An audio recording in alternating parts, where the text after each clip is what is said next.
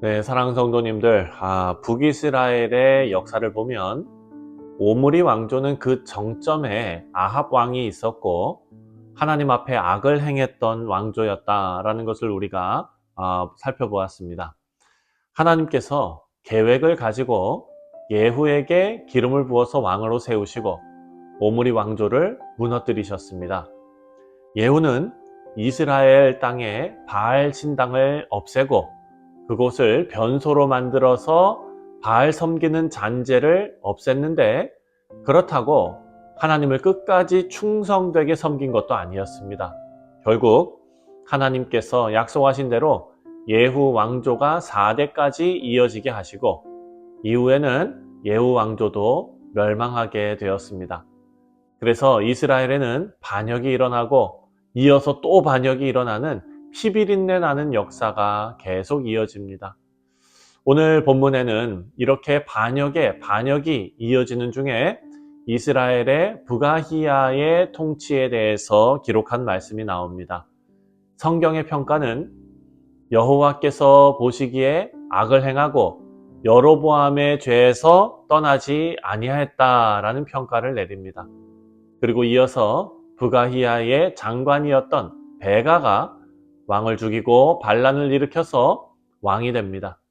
27절과 28절을 보면 베가의 평가가 나오는데 계속 같은 평가입니다. 여호와께서 보시기에 악을 행했고 여로보암의 죄에서 떠나지 않았다.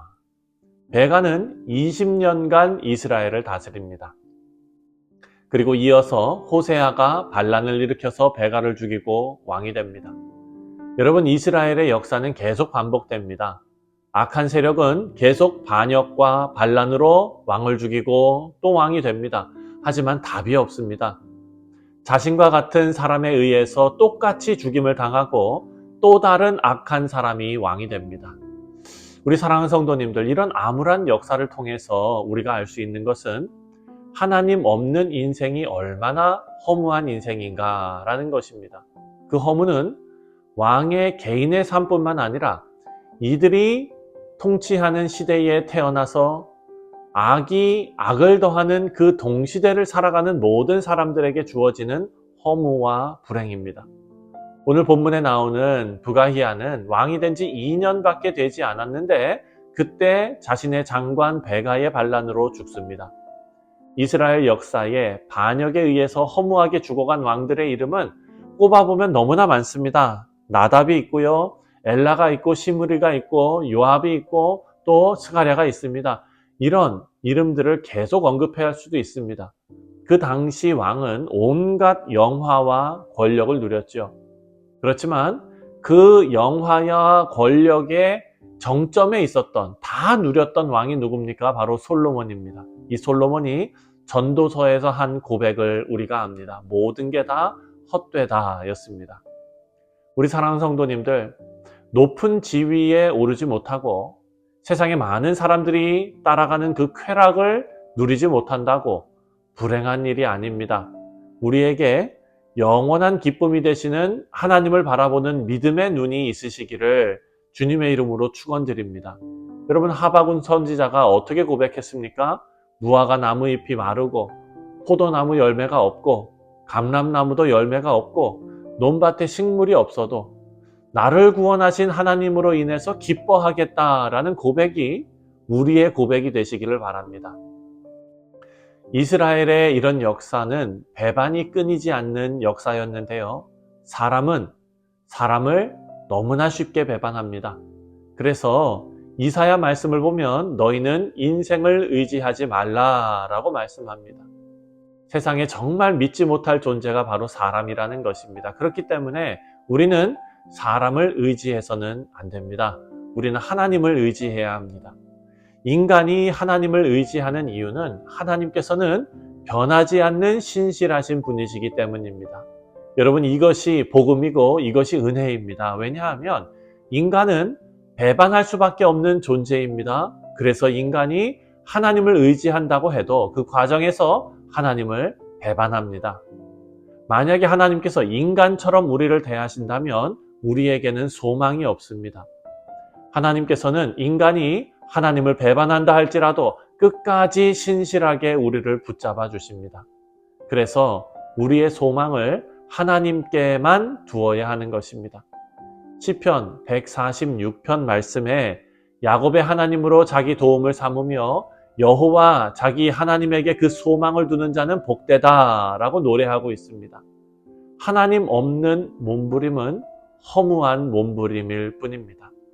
여러분 29절 말씀을 보면 반역으로 이스라엘의 왕이 된 베가가 이스라엘을 다스리는 시대에 아수르 왕이 이스라엘을 공격해서 땅을 빼앗은 사건이 나옵니다. 29절에 이스라엘 왕 베가 때에 아수르 왕 디글랏 빌레셀이 와서 이온과 아벨벳과 마가와 아누아와 게데스와 하솔과 길르앗과 갈릴리와 납달리와 온 땅을 점령하였고 그 백성을 사로잡아 아수르로 옮겼더라 라고 말합니다. 여러분 말씀에 기록된 아수르의 침공이 있기 전에 이미 아수르는 이스라엘을 한 차례 공격했었습니다. 그래서 이스라엘은 아수르의 조공을 바치면서 화친을 맺은 상황이었습니다.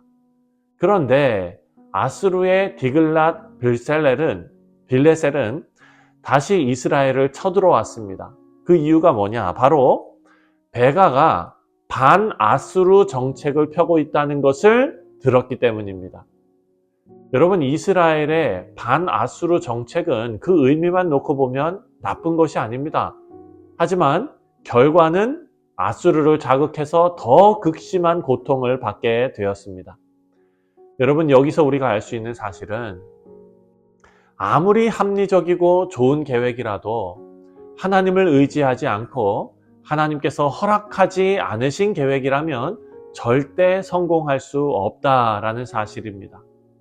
잠언 3장 6절 말씀을 보면 너는 범사에 하나님을 인정하라 그리하면 그가 내 길을 지도하시리라.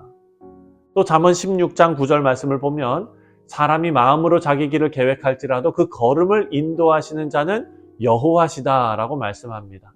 우리 사랑하는 성도님들, 우리는 매사에 우리 인생이 하나님께서 인정하시고 기뻐하시는 인생인지 항상 생각하면서 우리 인생의 계획을 세워 나가야 할 것입니다. 하나님 없는 인생의 계획들은 허무하게 무너집니다. 왜냐하면 우리 인생의 걸음을 인도하시는 분이 바로 하나님이시기 때문입니다. 우리 성도님들 오늘 하루도 악한 이스라엘 왕들의 덧없는 인생이 아니라 발걸음을 인도하시는 하나님을 의지하시는 복된 인생을 사시는 우리 귀한 뉴욕 성실장로교회 모든 성도님들 되시기를 주님의 이름으로 축원드립니다. 기도하겠습니다.